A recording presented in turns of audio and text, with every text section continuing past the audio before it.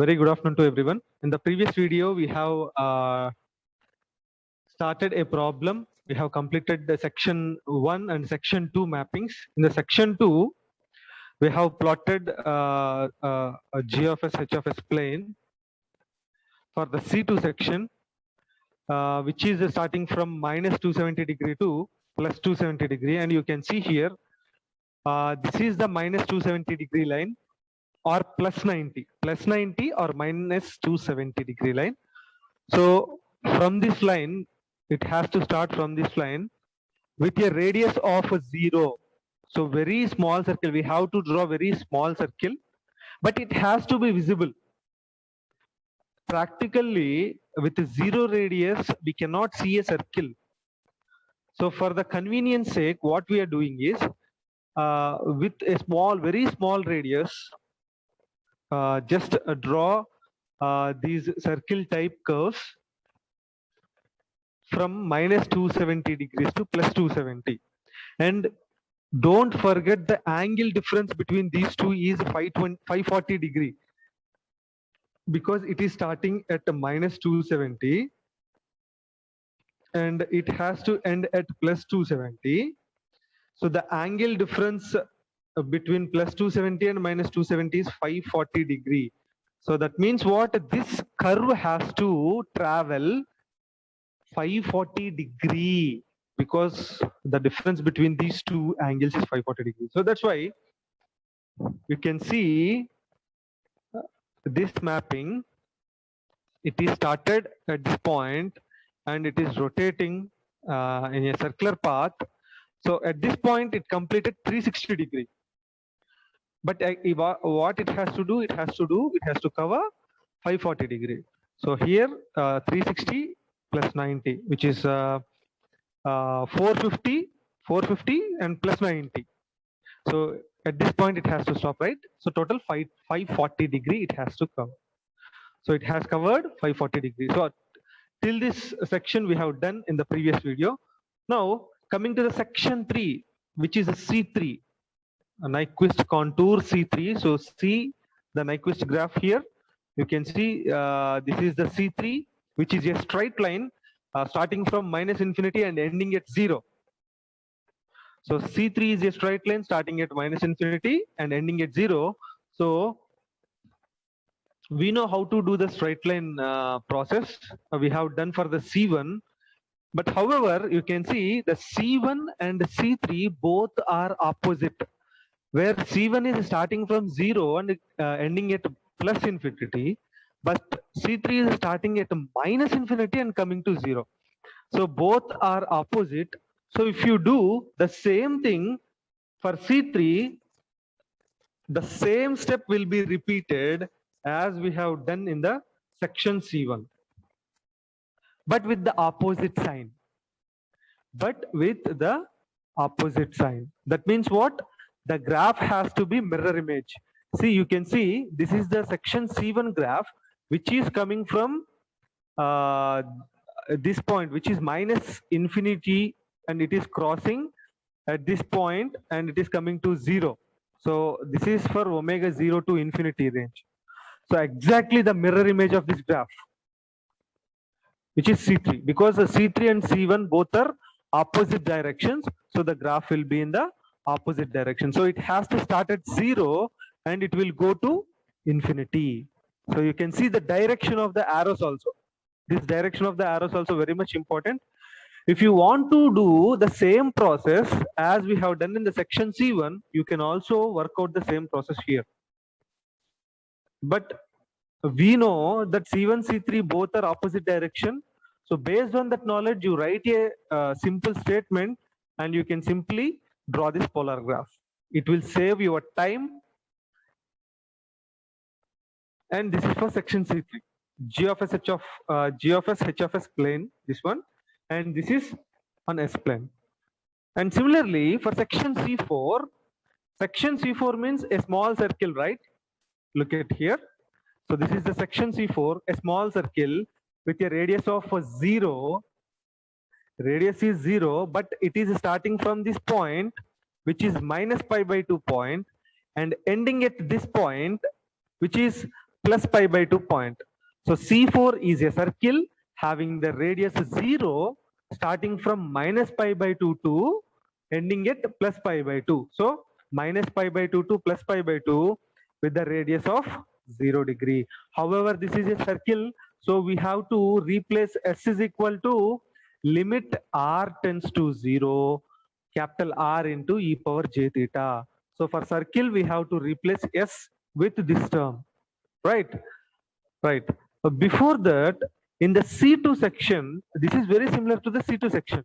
So see this C2 section here, you can see the 1 plus ST format is approximated to ST. Why? Why? Because here R tends to infinity. If you substitute in the place of S, if you substitute R, that means here we will get infinity. So 1 plus infinity is infinity only. So that's why 1 plus ST is approximated to ST. This is because R is tending to infinity. But in the section C4, you can see the R is tending to 0. The R is tending to 0. So that means this 1 plus ST is approximated to 1. Why? If you substitute R in the place of S, then this term will become 0. So 1 plus 0 is nothing but 1. That's why here 1 plus ST is approximated to 1. Remember this, when R is tending to 0, 1 plus ST will be approximated to 1. When R tends to infinity, 1 plus ST is approximated to ST. Right? And we know that the g of s h of s is equal to 0.05 k by s into 1 plus 0.5 s into 1 plus 0.1 s. Now, this 1 plus st is approximated to 1. So that means this entire term is approximated to 1. Similarly, this entire term is approximated to 1. So the final value of g of s h of s g of s h of s equation will be 0.05 k by s. Now what we do? Replace or substitute s is equal to limit r tends to 0 r into e power j theta. So substitute here in this expression. So in the denominator, we are having r tends to 0. So that means what? You have to substitute 0 in the place of r. Right? So here in the numerator, the magnitude is 0.05 k. In the denominator, the magnitude is r. That means the magnitude, the resultant magnitude is so 0.05 k by r, which is the limit r tends to 0. Limit r tends to 0. And the angle is there, which is e power j theta. Bring that angle to the numerator, which becomes j with minus, so e power minus j theta, right? So this is the magnitude and this is the angle. Now if you substitute limit r tends to 0, which means in this place, if you substitute 0, which means 0.05 k by 0, that means anything by 0 will become infinity. So infinity into e power minus j theta. So the magnitude will be infinity, but the angle is e power j theta. So this is what we will get. But the theta, where it is starting and where it is ending. So the theta is starting at minus pi by 2 because this is circle C4, right? The contour C4 is starting at, you can see this is the contour C4. It is starting at this point and it is traveling to this point. That means this is a minus 90, minus pi by 2, and this line is plus pi by 2. So it is starting from minus pi by 2 and ending at plus pi by 2. That's why minus pi by 2 to plus pi by 2. This is what we have to substitute here. Now substitute minus pi by 2 in this equation, then it is infinity into e power, minus of minus will become plus here, so plus into j pi by 2. When we substitute plus pi by 2, we will get infinity e power minus j pi by 2. So that means it is starting at plus pi by 2 and it is ending at minus pi by 2. So simply use this equation, use this expression, these two expressions. The magnitude or the amplitude is infinity here. So draw a circle which is starting at plus pi by 2 and ending at minus pi by 2. So with r tends to infinity, you can see r tends to infinity, plus pi by 2 to minus pi by 2, because here the theta is starting, the theta value is calculated. After substituting, we have got g of s h of s value is plus pi by 2 to minus pi by 2. So from plus pi by 2 to minus pi by 2 with r tends to infinity. Okay, so this is the g of s h of s Nyquist contour for the section C4. Now we have completed all the 4 sections. All 4 sections we have completed. We need to club all these 4 sections to draw our unique Nyquist plot. After clubbing all the 4 sections, we will plot this Nyquist plot. How this plot has been plotted? Let's see. From first section onwards, we will check the g of s h of s planes so that we can understand. You can see this is for section C1. So for section C1, a line is coming from minus infinity and it is coming to almost it is closing at 0. Okay, so this is the line. Now you can see the final Nyquist plot. So this is the curve. This is the section C1 curve. So I'll write here, this is section C1 curve, which is coming from minus infinity, and this is the point. Of course, this is the point of crossing on the negative real axis, right? So at this point, it is crossing and it is coming to 0. It is coming to 0. This is C1 section curve. You can see here, C1 section curve. Right. Similarly, for section C2, you can see the section C2 radius is 0. Radius is 0 starting from this 270 minus 270 line and ending at plus 270 with a radius 0. So that's why you can see here these two C1, C2 are clubbed here. So because we need to club a section C1, C2, C3 and C4, right? So C1, C2 are clubbed here. You can see the radius of this small circle is 0. Now from 270 it has to travel and travel and travel. It has to reach 270. So this is the g of s h of s curve for the section C2. You can see this one, right? This one. And for the third section, which is C3, you can see it is starting from 0. It is starting from 0. Check the arrow directions. Starting from 0 and going to plus infinity. So you can see it is starting from 0, crossing this point and going to minus infinity, plus infinity. You can see the directions also. Of course, all these directions are very much important while plotting the while plotting the Nyquist plot. Right? See? So this is the section C3. And the final section, you can see section C4, g of s h of s plane with r tends to infinity, infinity radius, but it is starting at plus pi by 2 and it is ending at minus pi by 2. So at plus pi by 2 to minus pi by 2 with r tends to infinity. Now this diagram, you can understand it clearly, very clearly, because we have clubbed all these 4 sections. I'll draw these 4 sections with 4 different colors so that you can understand. The first curve, which is the C1 curve. So this is the C1 curve.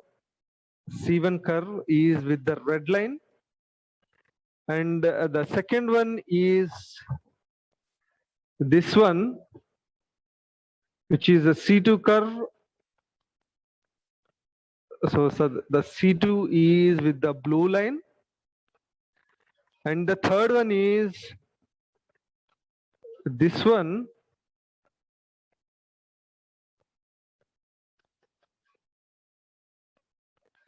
which is with the light green color. And finally, the fourth one is this line. And you can see the directions. It has started this point. Finally, it has reached the same point by traveling all this path. So the C4 curve is drawn with the orange color. So the four curves are clubbed together to draw the entire Nyquist plot in G of S, H of S plane. So this is entire G of S, H of S Nyquist contour for all the four sections. This is the Nyquist plot. And we have to calculate the K value. We have to estimate the K value also. We have to estimate the K value also. Because we don't know, we just got the expression from section C1 and C3. The expression is 0.00417 into K. So at this point, it is crossing because this point is obtained based on the phase crossover frequency, which we have done in the section C1 and section C3. For better understanding, you can see the previous video so that you can understand very clearly how it came. Now we have to calculate this K value, right? Now what we do, we have to estimate the range of K so that, see, generally here we are having a point which is a reference point, that is -1 plus J0. -1 plus J0 is our limiting point or estimating point. So the value of this point is only the real value, which is -1. So minus 0.00417 K, equate it to -1 because that is the limit, right? So if you equate it to -1, minus get cancelled, and you bring this one to here, then K will be 1 by 0.00417, which is approximately 240. So the K value is 240. So the 240 is the limit. 240 is the borderline. So we have to determine the stability, whether if the system with the K value below 240 is stable or above 240 is stable. We have to define that. We have to decide that. So according to our Nyquist stability criteria,